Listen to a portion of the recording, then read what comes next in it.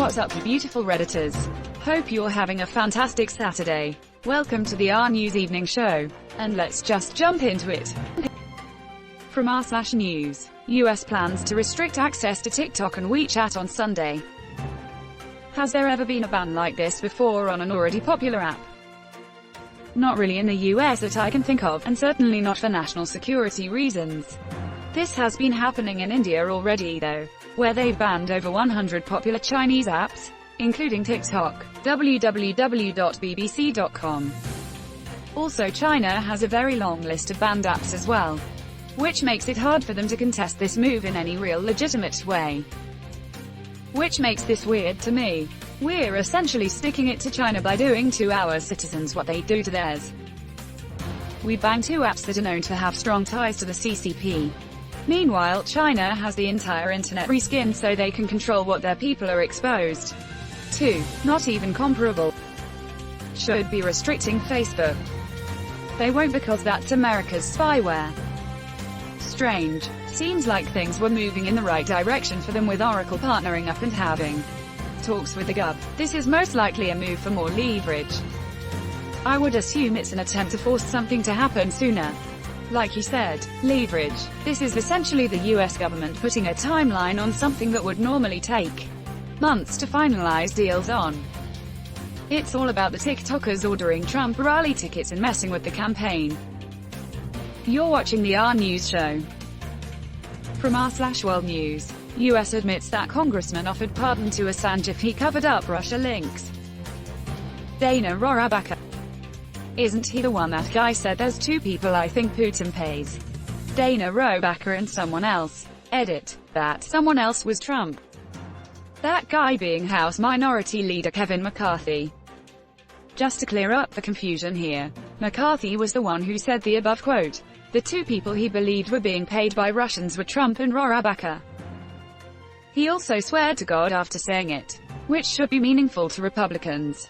Oh, and Paul Ryan quickly shut down the conversation, imploring those in the room that this truth that just came out was unacceptable in US politics and could sink them. No leaks. This is how we know we're a real family here. Yep, that always stood out to me. That mafia-like mentality. It's shown its ugly head more and more as the years have gone on under Trump. Can't wait for Paul Ryan to crawl back out of the woodwork once Trump is gone and pretend like he's a clean Republican because he had nothing to do with any of this. He's on the board at Fox. He's right where he wants to be to help distill the information he wants. Probably a few more to just say _Sue_. I mean, I don't think they pay McConnell in money. Just silent. Nor they pay him directly after laundering the money through the NRA. I need to Google what turtles eat, and that is how Russia pays McConnell. You're watching the RNEWS show. From r/politics, Trump said coronavirus was good because he didn't have shake hands with disgusting people. Claims ex-White House aide. Trump is a snake oil salesman that panders to the lowest common denominator. They are low information voters, which I think is just a nice way of saying freaking morons. It never ceases to amaze me how an integral part of their worship for this guy is ignoring everything he says or does. Not only can they hold mutually conflicting and still stupid, wrong views, they possess the baffling ability to hold every conceivable stupid, wrong view in a superposition in their heads at the same time. Their basest political instinct is reflexive contrarianism. It's simple. He is a great con man. He will tell you anything you want to hear. He will be anything you want him to be. Just give him money, vote for him. If there's something you don't like about him, ignore it. Remember, he once said the thing you do like. He's just like you, right? Whatever you feel, he feels and will act however you think he should. Any evidence to the contrary, ignore that. It's not really what he meant. He's not a great con man if the only people that believe us are stupid they'd eat their own shoes. To own the libs, great con men can trick even the smarter people of the world. This monkey couldn't even get Mitt Romney on his side. I know it's nice to call him a con man because it implies that America isn't largely made up of glue-eating morons full of hate, but guess what? America is full of glue-eating morons full of hate. I find him to be incredibly transparent. How anyone can be swayed by this guy is beyond me. You're watching the RNEWS show. From r/politics, Michelle Obama, we could have never gotten away with what a Trump White House does. She is absolutely not wrong about that. Take any one thing Trump has done in the sea of lies, scandals and manipulations, just one would have been a collective Republican meltdown. Hell, Obama still had to deal with people hanging effigies of him outside the White House. A tan suit and mustard was a big deal.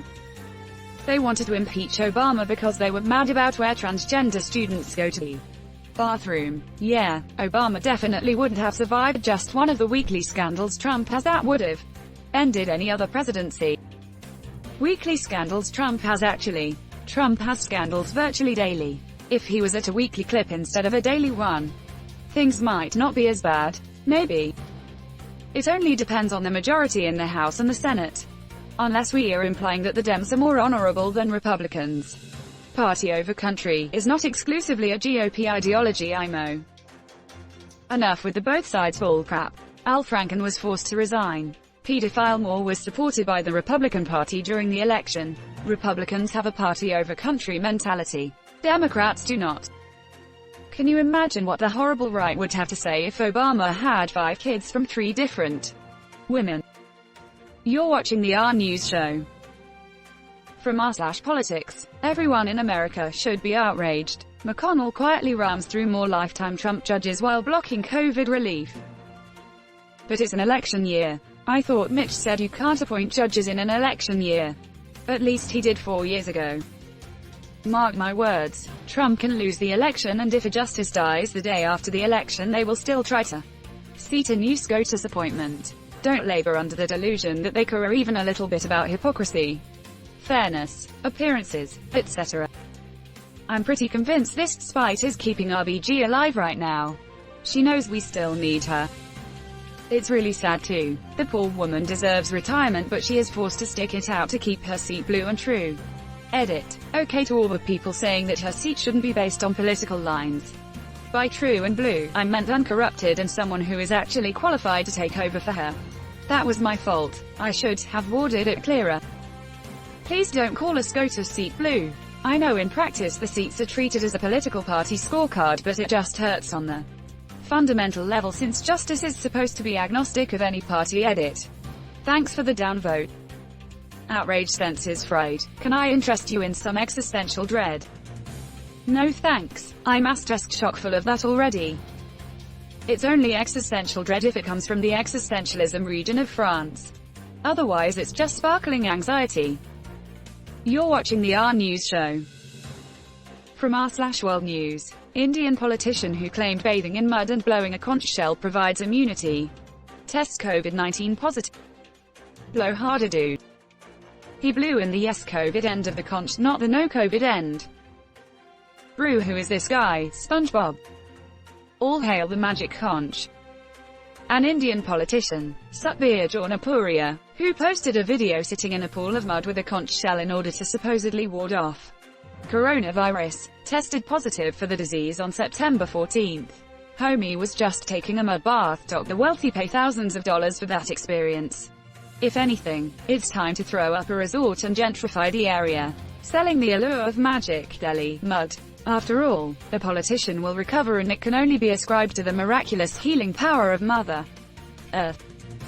And that's where we're going to end today's show. But if you like what you saw, leave a like, and if you want to see more of the RNEWS show, hit that subscribe button. As always, this has been the RNEWS show, and I'll see you tomorrow.